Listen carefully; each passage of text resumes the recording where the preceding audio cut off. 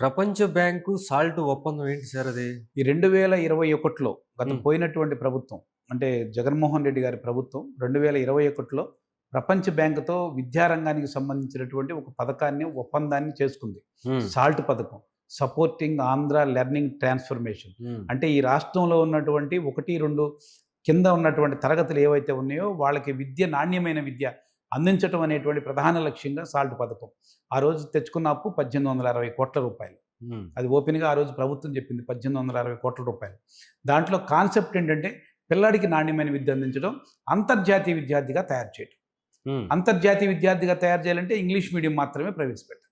హ్మ్. అలాగే వాళ్ళకి సంబంధించినటువంటి ట్రైన్ అప్ చేయాలి. ఇప్పుడు ఉపాధ్యాయులందరూ కూడా ఓల్డ్ ప్యాటర్న్‌లో పాఠం చెప్తున్నారు. న్యూ ప్యాటర్న్‌లో పాఠం చెప్పాలంటే వాళ్ళకి బోధన సామర్థ్యాలు పెంచాలంటే ట్రైనింగ్స్ ఇవ్వాలి. హ్మ్. ఈ పద్ధతులు ఇవ్వాలనేటువంటిది సాల్ట్ పథకం చెప్పినటువంటిది. ఈ సాల్ట్ పథకం చెప్పినటువంటి ఒప్పందంలో భాగంగా ఈరోజు ఆ విధమైనటువంటి ట్రైనింగ్స్ ఇచ్చారు. కానీ ట్రైనింగ్స్ ఎప్పుడిచ్చారు? పాఠశాల సమయంలో ట్రైనింగ్స్ ఇచ్చారు. హ్మ్. మేము సెలవుల్లో ట్రైనింగ్స్ ఇమ్మంటాం.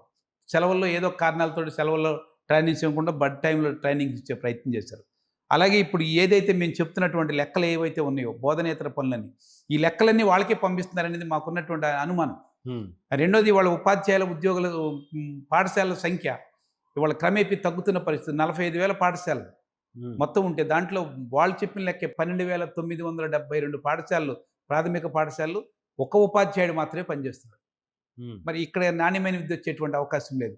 అలాగే 19,000 పాఠశాలలో ఇవాళ బేసిక్ ప్రైమరీ పాఠశాలని పెట్టారు. అంటే 1-5 వరకు. అక్కడ కూడా పిల్లల సంఖ్య చాలా తక్కువగా ఉంది. ఒక ఉపాధ్యాయుడే పనిచేస్తున్నది ఉంటుంది.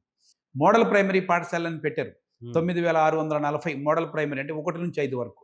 ఇక్కడ 5 గదులు కూడా ఉన్నటువంటి పరిస్థితులు లేవు. హ్మ్. 5 గదులు, 5గురు ఉపాధ్యాయులు ఉండాలని చెప్పారు. హ్మ్. కానీ ఈ లెక్కలేం లేవు. ఇప్పుడు మేము చెప్తుంది ఏంటంటే 2021 నుంచి ఇప్పటి వరకు గడిచిన ఈ 5 సంవత్సరాల కాలంలో ఈ సాల్ట్ పథకాన్ని అమలు చేసిన తర్వాత ఇవాళ విద్యారంగానికి ఖర్చు పెట్టేటువంటి బడ్జెట్ కూడా తగ్గిపోయింది. గతంలో 11.8% ఉండేది. హ్మ్. సాల్ట్ పథకానికంటే ముందు ఇవాళ 9.8 హ్మ్. అంటే బడ్జెట్ తగ్గిపోయింది. మరి ఆ నిధుల్ని ఏం చేశారు?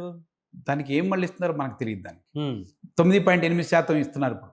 ప్రధానంగా వచ్చేటువంటిది. హ్మ్. రెండోది అస్సర్ రిపోర్ట్ అని ఇచ్చింది. కేంద్ర ప్రభుత్వం నుంచి వచ్చేటువంటి ఒక అస్సర్ ప్రైవేట్ సంస్థ. వాళ్ళు చెప్పినటువంటి రిపోర్ట్ ఏంటంటే, పిల్లల సామర్థ్యాలు కూడా తగ్గిపోతున్నాయి. పిల్లలకి 8వ తరగతి చదువుకునేటువంటి పిల్లాడి దగ్గరికి, 2వ తరగతి పాఠ్య పుస్తకం తీసుకెళ్తే చదవటం, రాయటం రాని వాళ్ళు ఇవాళ దరిదాపుగా 64% ఉన్నారనేటువంటిది అస్సర్ రిపోర్ట్ చెప్తుంది. హ్మ్. అంటే సామర్థ్యాలు తగ్గిపోయినాయి. నాణ్యమైన విద్య ఇస్తామనే లక్ష్యం పోయింది. హ్మ్. బడ్జెట్‌లో కోతేసేటువంటి ప్రయత్నం చేశారు. ఇవాళ ప్రాథమిక పాఠశాలలో ఏకోపాధ్యాయ పాఠశాలల సంఖ్య పెరిగినియి. గతంలో 8,000, 9,000 ఉంటే సాల్ట్ పథకం వల్ల 12,952 72 పాఠశాలలు ఏకోపాధ్యాయ పాఠశాలలు హై స్కూల్ మారిపోయినటువంటి 22,000 కాదా అవి? 22,000 అంటే మిగిలినటువంటి బేసిక్ ప్రైమరీ పాఠశాలలు కూడా కలిపితే. ఓకే. ఇప్పుడు అఫీషియల్ లెక్క 12,972. హ్మ్. ఇవి కాకుండా అన్‌అఫీషియల్‌గా 20,000 ఉండుండొచ్చు. హ్మ్. దాని ఆ గణాంకాలు చూడాలి దాన్ని. ఓకే. ఏమైనా వాళ్ళ సింగిల్ పాఠశాలలు వాళ్ళకి బతికిన తర్వాత ఆ పాఠశాలలో విద్యార్థుల్ని తల్లిదండ్రులుగా నేనైనా మీరైనా చేర్చేటువంటి అవకాశం లేదు. ఖచ్చితంగా ప్రైవేట్ పాఠశాలకు వెళ్ళేటువంటి ప్రయత్నం జరుగుతున్నటువంటి పరిస్థితులున్నాయి. అలాగే ఇంకోటి ఇబ్బందికర పరిస్థితి ఏంటంటే అసలు తెలుగు మీడియం లేదు ఈ రాష్ట్రంలో. హ్మ్. మేము కోరుతుంది ఏందంటే ఈ ఈ మొట్టమొదటిగా ఈ దేశంలో మొట్టమొదటి భాషా సంయుక్త రాష్ట్రం ఆంధ్రప్రదేశ్. హ్మ్. తెలుగు కోసం ఆంధ్ర పెద్ద పోరాటం చేసి సాధించుకున్నాము. హ్మ్. పోరాటం చేసి ఒట్టిగా రాలేదది. సాధించుకున్నాం. రెండోది ఈ రోజున ఈ రాష్ట్రంలో తెలుగు ఉండాలనేటువంటిది. తెలుగు లేకపోతే అది ఒక మాతృభాష. మాతృభాషలోనే విద్య ఉండాలనేది నేషనల్ ఎడ్యుకేషన్ పాలిసీ 2020 హ్మ్. చెప్తున్నటువంటిది. నేషనల్ ఎడ్యుకేషన్ పాలిసీ ప్రకారం మాతృభాష లేదు ఈరోజు. పాఠశాలలో లేదు. ఓన్లీ ఇంగ్లీష్ మీడియమే. మేము ఇంగ్లీష్ మీడియంకి వ్యతిరేకం కాదు. ఖచ్చితంగా ఇంగ్లీష్ మీడియం ఉండాలి. కానీ సమాంతర మీడియం తెలుగు మీడియాన్ని కూడా కొనసాగిస్తే చదువుకోగలిగినటువంటి వాళ్ళు కొద్దిమంది మొదటి తరం వాళ్ళున్నారు. వాళ్ళు చదువుకుంటారు. తర్వాత ఇంగ్లీష్ మీడియానికి అభివృద్ధి చెందేటువంటి ప్రయత్నం చేస్తారు. ఆ విధమైనటువంటి ప్రయత్నం ఈరోజు రాష్ట్ర ప్రభుత్వం చేయట్లేదు. దీనివల్ల కూడా ఇవాళ ఉపాధ్యాయుల సంఖ్య తగ్గుతుందా? పెరుగుతుందా? గణాంకాలైతే అఫీషియల్‌గా బయటికి రావట్లేదు గానీ, మొత్తం ఈ సాల్ట్ పథకం వల్ల ఉపాధ్యాయుల సంఖ్య తగ్గినటువంటి వాతావరణం కనిపిస్తుంది. పిల్లల సంఖ్య కూడా. పిల్లల ఎన్రోల్‌మెంట్ కరోనా టైంలో 45 లక్షలుంటాయి. కరోనా ఎళ్ళిన తర్వాత 42,00,000కి తర్వాత గత ప్రభుత్వం మాకు గణాంకాలు అఫీషియల్‌గా ఇవ్వకపోయినా 32,40,000 మంది మాత్రమే ఉన్నారండి. హ్మ్. ఇప్పుడు ఎంతున్నారనేటువంటి అఫీషియల్ లెక్క లేదు. కానీ 31,00,000 ఉంటారేమో అనేటువంటిది మనకున్న అంచనా అది. అది కరెక్ట్‌గా మేము చెప్పలేకపోయినా. ఏదైనా 1,00,000, 2,00,000 ఈ ఒక్క సంవత్సర కాలంలోనే పిల్లలు తగ్గిపోయారు. హ్మ్. మరి ఈ విధమైనటువంటిది సాల్ట్ పథకం తెచ్చుకున్నటువంటి పథకం నాణ్యమైన విద్య ఇవ్వాలి, ప్రభుత్వ పాఠశాలను బలోపేతం చేయాల్సింది పోయి ప్రైవేటు పాఠశాలల వైపు వెళ్తున్నారు.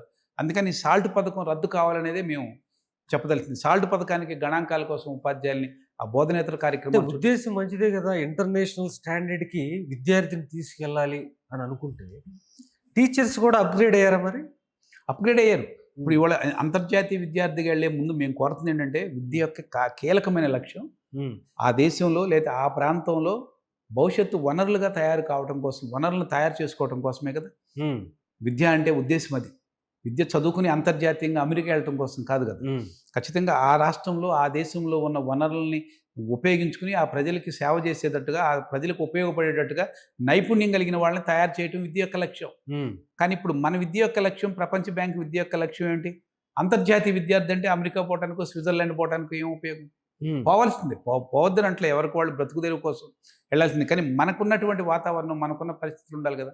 ఇవాళ హ్మ్. ఎస్సీఆర్‌టీ ఉంది మనకి ఈ రాష్ట్రంలో ఉన్నటువంటిది. రీసెర్చ్‌కి సంబంధించినటువంటి పుస్తకాలు రాసేటువంటిది.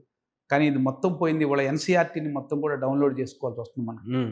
ఆ విధమైనటువంటి పరిస్థితి. అందుకని అంతర్జాతీయ విద్యార్థి అనేది కాన్సెప్ట్ కరెక్ట్ కావచ్చు. హ్మ్. కానీ నీకున్న పునాది విద్యని, పునాదిలో ఉన్నటువంటి ఇక్కడ వనరుల్ని అన్నింటిని ఇక్కడ డెవలప్ చేసుకునేటువంటి విద్యారంగం కాకుండా అంతర్జాతీయకెళ్తే అది నష్టం అనేది మాకున్నది.